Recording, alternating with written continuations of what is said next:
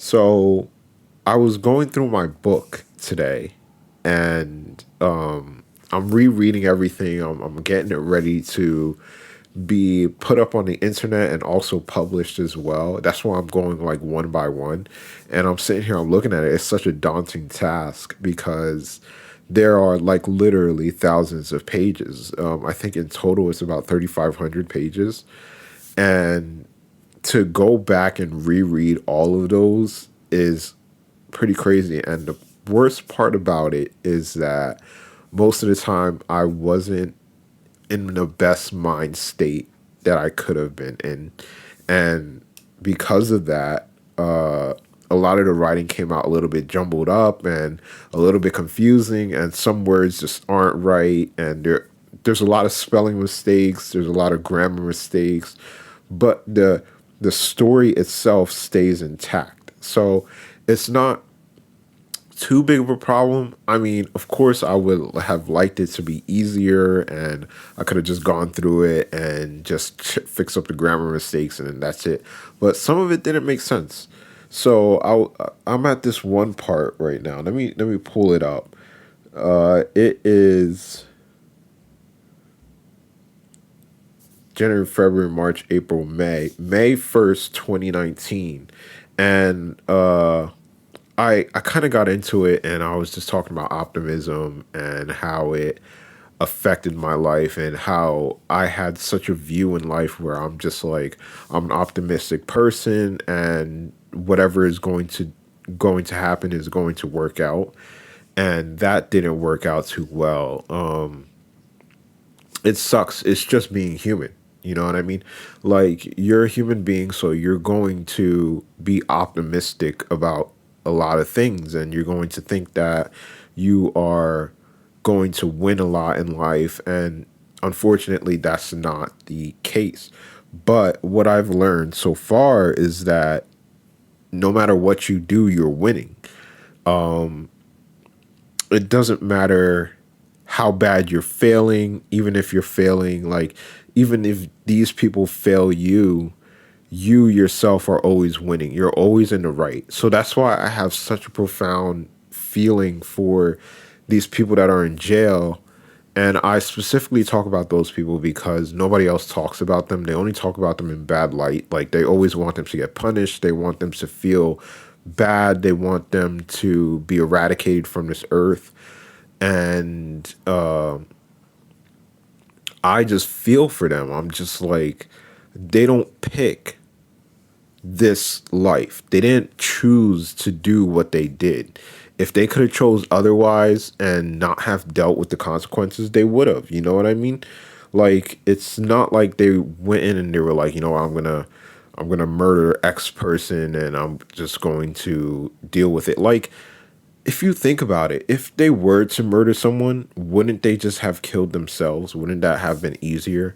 And they couldn't even get to that point where it's just like, I might as well just kill myself.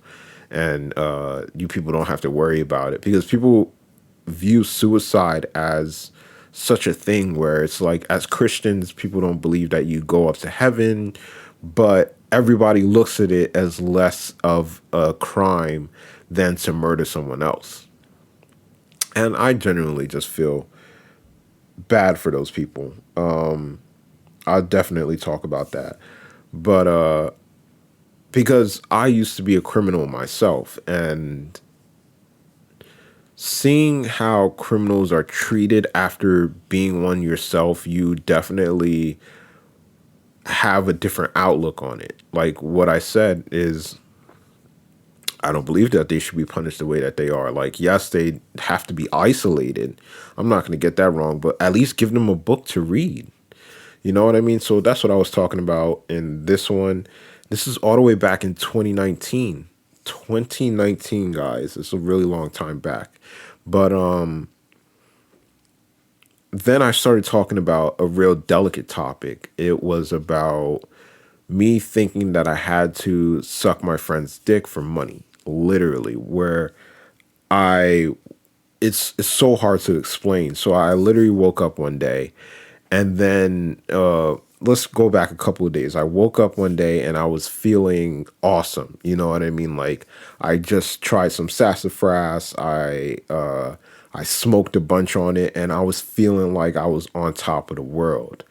And then I started to have a come down. You know how the weekend talks about his come downs, and a druggie's come down is just mood swings. You know what I mean? It's just like it's not as bad as you think it is. It's just a roller coaster that you have to ride on. And you're just feeling it, and maybe some more drugs will help. Most likely more drugs will help. So that's why weed heads are so looked down upon, because they keep it going. You know what I mean? They don't really stop the high. And people are saying, like, you need to stop the high, you need to stop getting high, and your come downs are not that bad. You don't get addicted to weed, so don't worry about it. But it's like it's not about that, dude. You know? It's about the feeling. It's just like, dude, I want to feel this particular way for as long as possible. So that's what was happening with the sassafras. I tried it and I wanted that feeling to stay, but I couldn't afford it. I was so broke, and Dan was picking up the pace for me, and I couldn't keep up. You know what I mean? Like, it was really bad in that sort of way. So I was trying to scrounge up money. I had absolutely no money, because what I kept doing was, after I bought some weed, I would sell it and then I would immediately go back and buy some more weed. And I was smoking my own product. You know what I mean? Like, everything was looking down for me. Like, I was doing all the red flags, and like nobody cared, nobody noticed. I was just doing it just to do it, and people were just like watching me, and they were just like, you know what, we're in hell too, dude.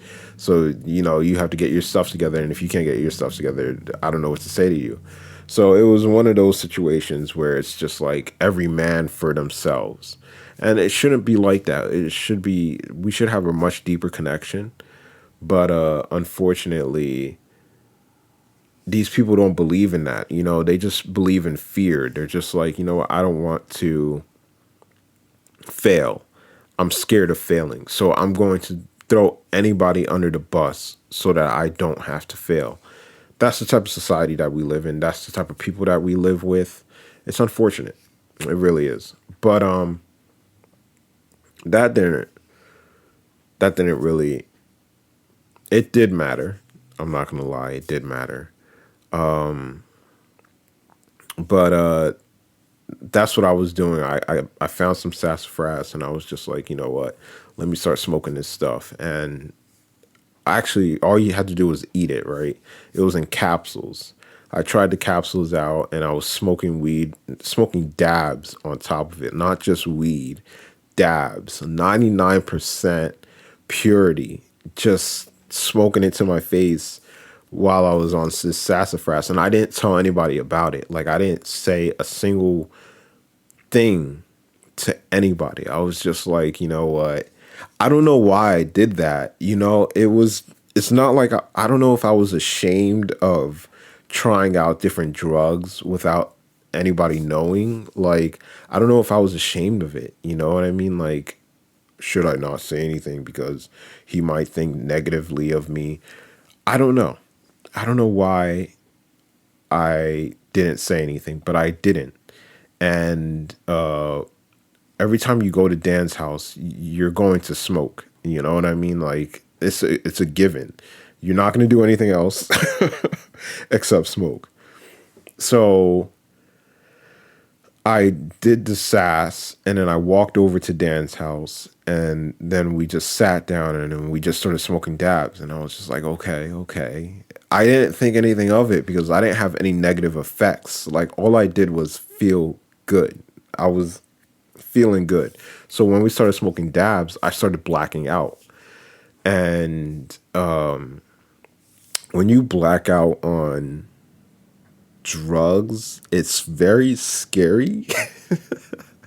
It's pretty scary because you're completely functional. You're completely functional, but you're not there. So it's very scary because, you're like, everybody's looking at you. They're like, yeah, you're acting normal. And it's like, what do you mean I was acting normal? They're like, yeah, you're acting normal. You were just smoking. And it's like, did I fall asleep? It's like, no, you were awake. And you're like, what? I've never gotten blackout drunk. When I do get blackout drunk, you slump. You know what I mean? Like you look like you're dead. Like you can't get up or anything like that. But I was functional. I remember, smoking, and then I remember going to this food place to go eat, and I was just like, I don't have any money. Let's just go back and start smoking some more. And he was like, yeah. I went back, and then like this whole day transpired, and then I woke up in my bed the next day. So everything was fine. Like everything was fine. There was no problems behind it. You know what I mean? It was like, yeah, I got blackout. I blacked out, but like nothing bad happened. I was okay. I felt great. And I woke up like a new man. I was just like, oh shit, this feels too good to be true. So then I went and I got more. Like I was coherent to the point where I could drive. I can, maybe if I was high, I wasn't going to be able to drive, but like it was pretty scary because you're just on autopilot. So I'm on autopilot, and then like, all right, so we're gonna fast forward a little bit. I'm on autopilot. I keep doing this, right? And this lasts for about a week. And I'm getting sassafras. I'm going to Staten Island, getting sassafras, and I'm coming back, and that just goes on for about a week. And then after that week, I started having the biggest come down you can ever think of, like the largest come down, because I couldn't get any more. I ran out of money. Life wasn't cool anymore. It was bleak. I was scared. I didn't have any money. Like it all came down to like I have no money, and I didn't have a job at the time. Like all I was doing was selling weed, and Dan was helping me out, and Dan was finally like, yo bro, you gotta start doing something. And I was just like, okay, I'll try. And I'm on the biggest come down ever, and then all of a sudden one day, so the come down lasts for about 3 weeks, something like that, like literally a whole almost a month. At one point I start hearing voices, you know what I mean, like full blown schizophrenia. I'm hearing these voices, and I'm just dealing with it. I'm just like, okay, I just have to deal with these voices. And then I'm still functioning at this time. So I'm having this huge come down. I'm hearing voices. I'm functioning. I'm still going over to Dan's house, and I'm just like, yo, what's up? Apparently I wasn't talking. So that's new news to me. I wasn't saying much. You know what I mean? Like I would start sentences and then I wouldn't end them. Basically, I was acting the same way that I was acting before. Because if you knew me, like you would know that I have trouble like talking. Like I can't talk like this in front of somebody. Like it doesn't happen that way. That's why I record myself, because I'm like, yo, this is fucking awesome. I can talk. This is how it sounds if I talk. Like it still sounds like broken English, but like I can still make sentences and still have a flowing conversation. But it sounded kind of like the same as I've been doing. But they said that it was to the point where they thought that I was giving them the silent treatment. And I wasn't giving anybody the silent treatment. I was just going in and out of consciousness, like literally just going in and out. And then this keeps happening where it's like I'm losing my mind. completely losing my mind, but at the same time, I'm coming back into reality. So, if you people have a question about schizophrenia, people with schizophrenia have a problem with holding on to reality. So it seems very like unreal to them, and they seem like an unreal person. Like they won't be able to work, they won't be able to do certain things. Like for me, I wasn't able to hold conversations. I wasn't able to hold a job.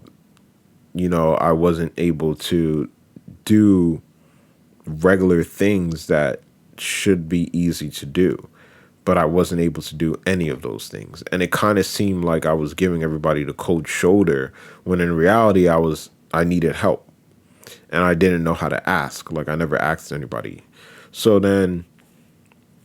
that started happening. And then here comes the second wave of the come down where it's just like, bro, it's not like you hear voices. There's a point where I do start hearing voices, and it's very prominent. Like it's like people are on loudspeakers, talking through loudspeakers, and you're in your house and you're just like, bro, who's saying that? Like, who the fuck is saying that? And you're just trying to stay sane. So it's like the voices are making you go crazy. It's like I have to figure out where these voices are coming from. I have to figure out where these voices are coming from. But, you know, while that is going on, that wave happens. You know what I mean? And then there's another wave where it's just like, it makes you feel like you have to do something. At all times you feel like you have to get up and do something. Like, how in regular life, you just feel like going to the beach one day, and then you feel like writing a book one day, and then you feel like going to work, and then at work you feel like going home. But instead of feeling like you need to go home from work, what you do is you actually act on it. So you're at work and you're just like, man, I want to go home. A schizophrenic would be like this, man, I want to go home. They would just leave. Like, and a regular person would be like, I want to go home. But then they stay the last 5 hours that they're supposed to work, and then they go home. But a schizophrenic would be like, I want to go home. And then literally the next minute they're gone. You're like, where did they go? It's like, oh, they just dipped out. Like, reality has to be altered for their life, because now things become more important than it seems. Like hearing these voices now, it's, I want to be able to hear voices at all times. So now I'm thinking of different ways to get technology to work for me to do that. So like, why do I record myself and I make these podcasts and I record myself on video? Why do I do all this? It's because in a way it felt like it was being done to me already. Like when you hear voices, it sounds like pre-recorded stuff, and it also sounds like real life stuff. So like, how can I get to these voices? How can I make everybody else feel what I feel? And that's why I'm thinking like these have to be superpowers. Absolutely. You know what I mean? Like, how else can we explain what schizophrenia is? It has to be a superpower. So anyway, let's finish up the story. So I started to feel like I had to do stuff. At first I'm doing stuff freely, you know what I mean? And then all of a sudden there's this one command that comes up. Like it's like a voice that tells you, it's like, suck your friend's dick because you owe him money. And I'm just like, no, I'm not going to do it. And it's like, no, you have to do it. And then you're just like, oh my gosh, I have to do it, don't I? And so I'm going to Dan's house. And the whole time I'm walking there, it also feels like you're famous. So there's levels, bro. It also feels like you're famous. So it feels like everybody in town knows who you are. So you're just sitting there like, oh crap, everybody knows me. Now that everybody knows me, it's like becoming famous out of nowhere, and you feel like you have to do something in order for this fame to continue or something like that. And I got famous in a day, and then I felt like I owed Dan for this fame.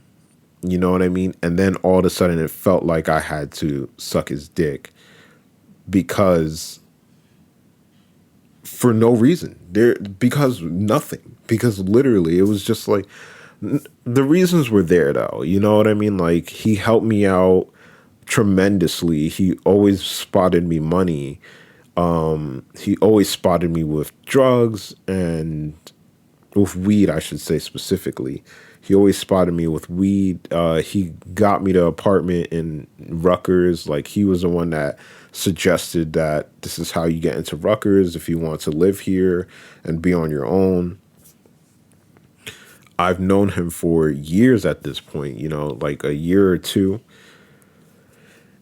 And all that rolled up into a ball and became this thing where it's just like, okay, now you owe this man so much. You owe him so much. So how are you going to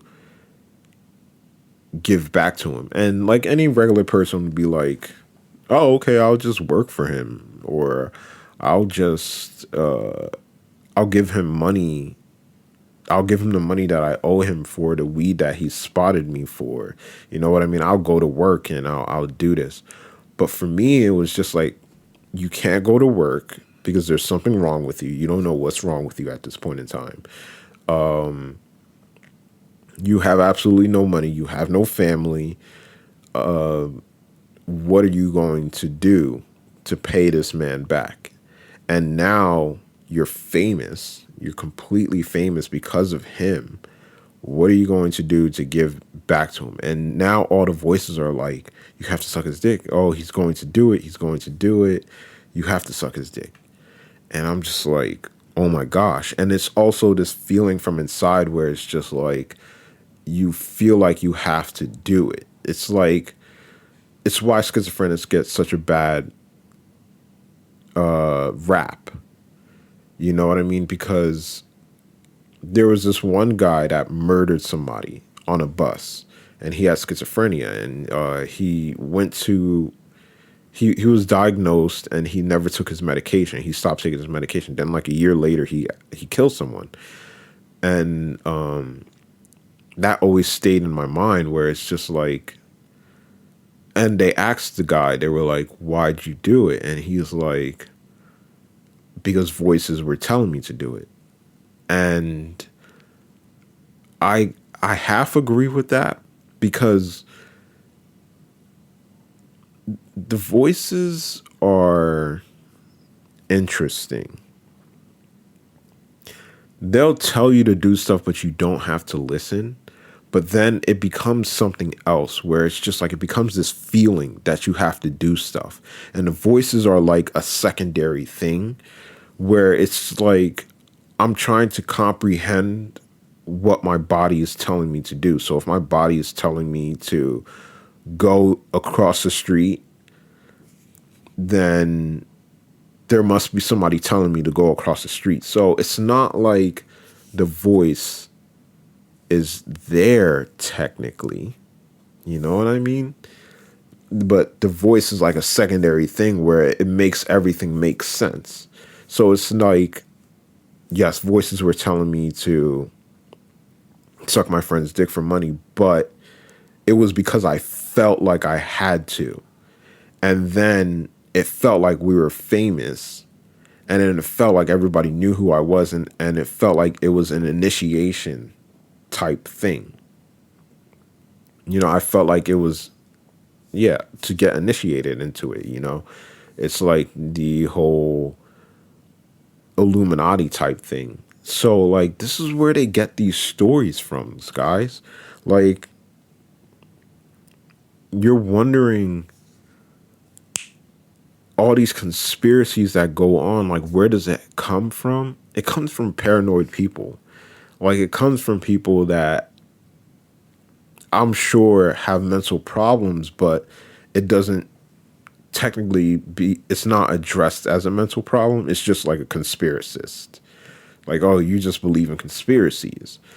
I feel like that is like borderline schizophrenia, but it's not really schizophrenia at the same time. You know what I mean? Like, there's steps to it. You know, you're not a schizophrenic, you just believe in conspiracies and you're able to write really good stories. And I know that you don't really believe in your stories.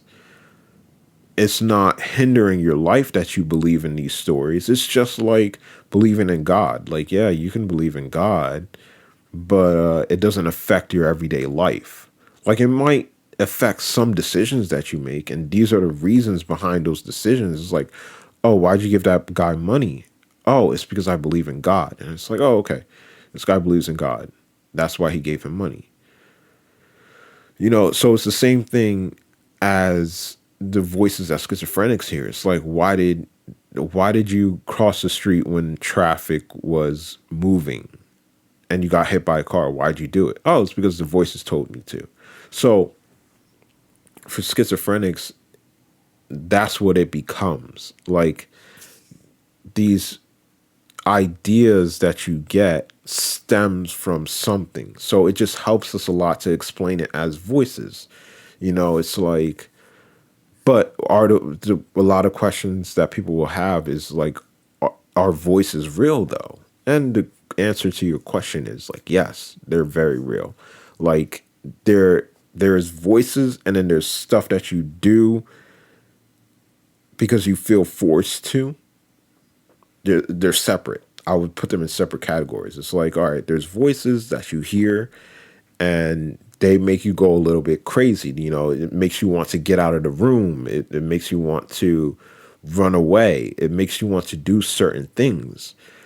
But you can sit in the room and hear voices and feel antsy. Like, you feel antsy. Now there's another step where it's just like, now you feel like you have to do stuff.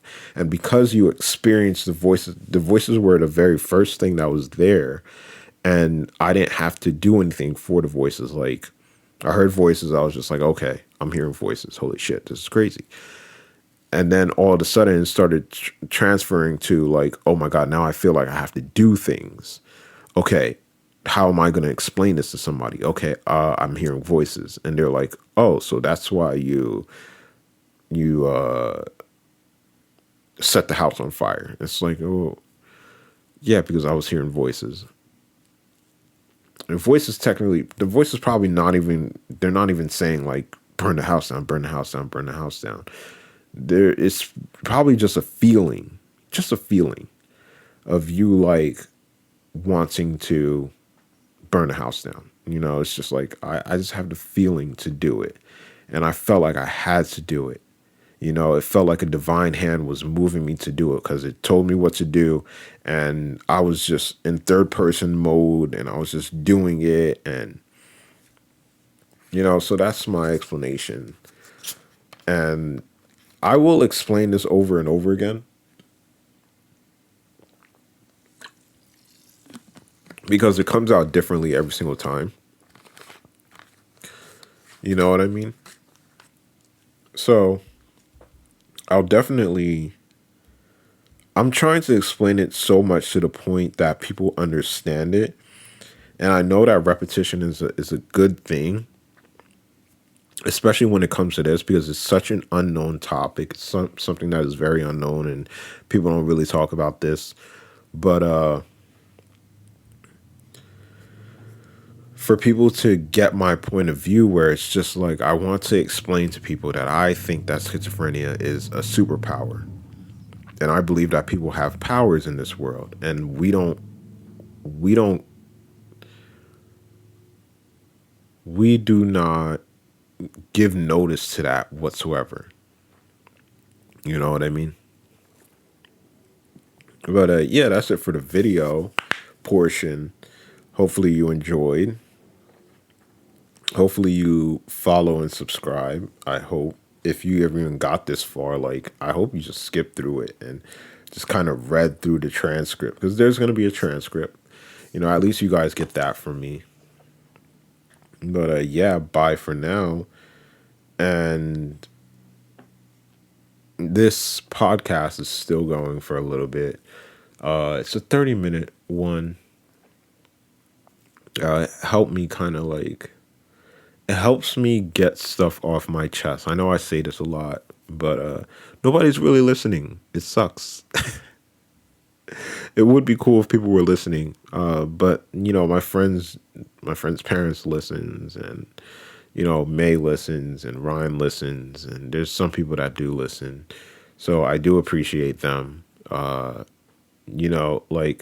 do I have to become famous this lifetime? I'm already famous. That's the answer to that question. You know what I mean? It's like, bro, I'm already famous. Like, you don't even have to. The things that I'm working on will eventually become something. I hope. You know what I mean? I truly do hope. I'm going to try something a little bit different because why not? You know what I mean? Why not change it up here and there? See what works. I'm going to do that. So what I'm going to do is I'm going to search up if CapCut is in here or even DaVinci. I'm going to see what I can do with DaVinci. I know DaVinci requires you to pay in order to do subtitles. So there won't be any subtitles in these videos, but what I can do is make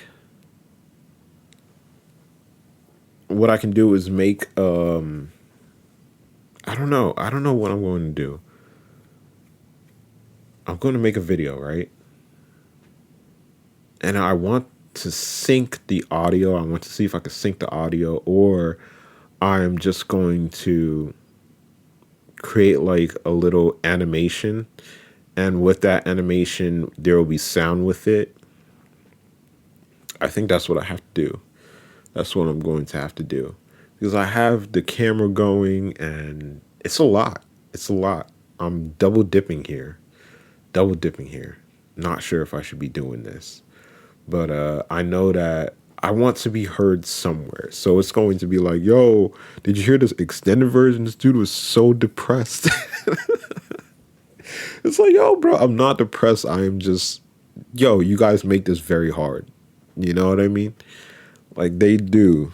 These people make everything much more difficult than it has to be. You know what I mean? Like, should everybody be famous? Absolutely. We should make fame into a tool that everybody can use. It's like, if we can get cameras everywhere, you know how much safer this world would be? And you know how much more straightforward this world would be? You know, we have to focus on trying to become individuals. You know what I mean? Like individuals will conquer this world. And for us to think that one idea can definitely destroy our population, like with Hitler, for example, like just his one idea almost killed off a race, and they targeted a race and started to bully them so badly to the point where everybody had to step in and they had to be like, "Oh, back up, bro." Like, bro, you're doing a little bit too much. But if we were to have cameras everywhere, it would change. Like, people are just scared that if we do have cameras everywhere, we will lose our freedom. But I don't think that's how it will work at all. If we have cameras everywhere, life would be a little bit different and we will be able to make more changes. Because, like, for example, in a mental hospital, they don't put cameras inside the bedrooms or inside the bathrooms. So that's for, your own safety. And, we don't want people to be looking at you while you're taking showers and whatnot. But what I did in the mental hospital was like, I would go to the bathroom and I would spit out my medication. And you're wondering, like, okay, that's on you. But if people were watching a little bit more closely, would they have caught that? And would they have been able to help me out much sooner? Much sooner than what they were able to do. And that's why I'm saying, like, we shouldn't be afraid of these cameras, bro. We should definitely look into upgrading our lives. That's what I see it as. It's an upgrade. So I'm going to end it here. That was a little long. That last little rumble or rant was like unnecessary, but I made it necessary. All right, guys, I'm going to end it here. Hopefully somebody hears this one day and they're just like, what was he talking about? That's what I feel like every time I make these. I'm like, what was I saying, bro?